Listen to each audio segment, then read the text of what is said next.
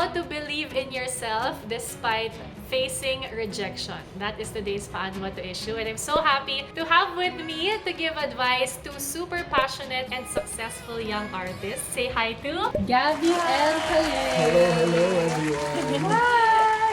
I love it na parang medyo color coordinated kayo. Okay, Oo so nga. I don't know how you've both faced a similar situation in your life. Pero yun, what would be your advice to someone na finding it hard to believe in themselves kasi nga nakaharap na niya ang rejection, whether one time or many different times? Well, based on my personal experience, when I got rejected so many times, entering the business or like pursuing what I want to do, I go back to my support system. For me, support system is such an important thing in your life. And it doesn't matter if it's your family or your friends or whoever you're comfortable with, as long as you can freely tell them what you feel, if you're down or if you're losing that courage, that fire in you, you can just freely tell them honestly what you feel. That worked for me. Parang Support to system. unload. Yeah, and someone who can really understand you without any judgment. No judgment is super, super Yeah, important. kasi diba you're gonna block You're not gonna open up if you feel like you're being judged. Yeah. Oh. At saka vulnerable ka after being rejected. Parang, oh my gosh. Yeah. For me, that was my parents. Nung bata ako, feeling ko, diba, laging kontra sila, laging parang I don't see the value of anything. Pero at the end of the day, guys, oh my gosh, I would always run back to them.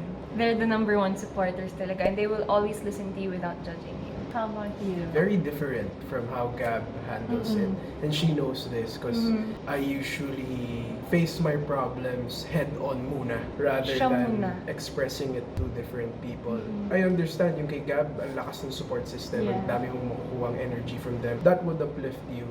Pero I don't know why I do it this way. What I usually do kasi, I usually raise my awareness kung ano ba yung mga pwede kong makontrol at hindi makontrol dun sa situation. I've faced so many rejections. Just the last one being a couple months ago when I wasn't able to land the role, which I believe was right for me. Parang I was able to do naman the role well during the auditions. Pero ganun kasi talaga yung industry. When you come to a point of stepping back and seeing what the situation was for you and for everyone else, it's really a ball game and bilog yung mundo, it could go to another person. So Yeah. ako, it's asking yourself again, detaching that entitlement that, no, I should have gotten that job, should have gotten that position, or I should have gotten that promotion. But if you are rejected, if you are criticized by these people, then there has to be basis. If you couldn't get it from them, then find it in your inner self first. Right? I always ask myself, bakit nga ba? Why didn't you get that role? Baka it's because of a certain thing that you can't control naman, then on to the Yeah. next one and focus on what you can excel in. If it's something that you can improve on,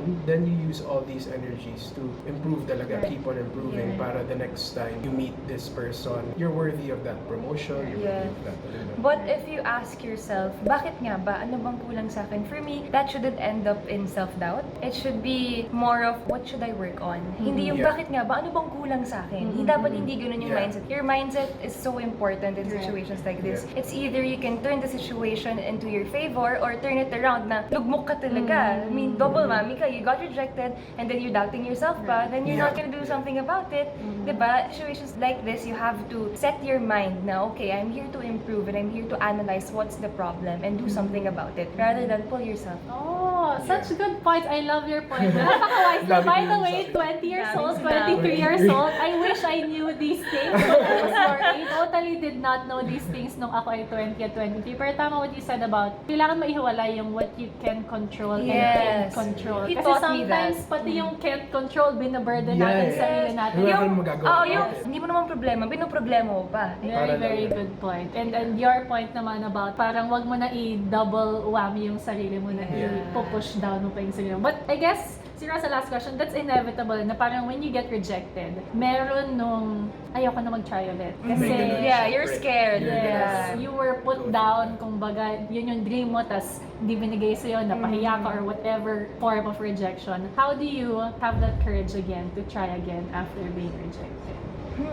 In your case, like, hindi ko imagine parang sino mag-reject sa'yo. Parang ako, naman, oo. Pero yeah, yeah, I assume it was this auditions, ganyan. Like, parang how did you muster up the courage to go to the next and the next? It's cliche. You would always hear this, but I always go back to the reason why I'm doing it. Back to square one. Why are you doing this? Why are you here? What's your purpose? Do you really want this job? Do you feel like you have a spot in this industry? Because if you feel like you have a spot and you believe in yourself, then go for it.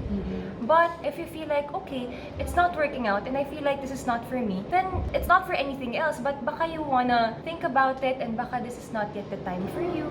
You know, I feel like you have to be open.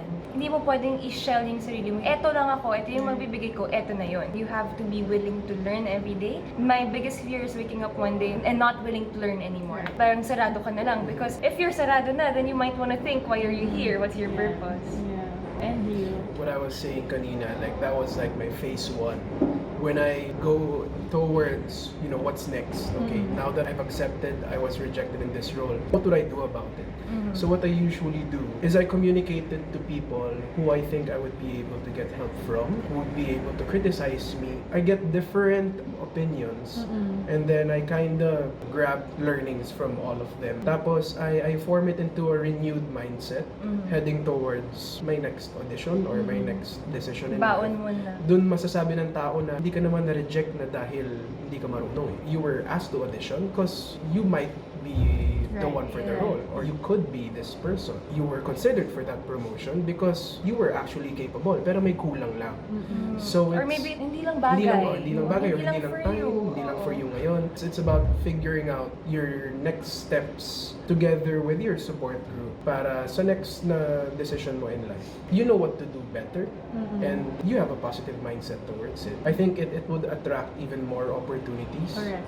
Kasi if people, you know, see you every day that you're actually improving, Willing working, to willing to learn. My hunger. May hunger, yeah. And if you don't box yourself lang, Yeah. you wanna grow, diba? If you wanna grow, kasi you're gonna be out there, you wanna explore, you're gonna research. People will see it. Yeah, It's good people will energy and people will actually absorb that. would want to work with people like that. Versus, of course, pag ikikimkim mo, Right. then when you're Yeah. usually sa workplace, you're sad because you didn't.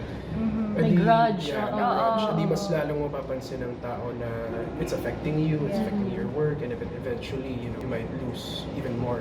Tsaka it's a mind game eh. No? It's a mind game. Nasa sa'yo kung paano mo i-handle Yeah. situation. It's accepting that it's just really the way the world works. Yes. You can't always get what you want. That's life. That's Yeah. life. I you love have to that. move forward. Oh, that's perfect. Siguro, parang it's the type of advice that when my kids who are now very, very small are of age and they will face rejection, ito yung papakita kong advice sa kanila. This Oo. episode. Thank you so much, Thank you, guys. thank you. Khalil. Super sure that helped anyone who might be going through something like that. So that's it. Till next time. Yeah, kayang-kaya nyo yan. Yes!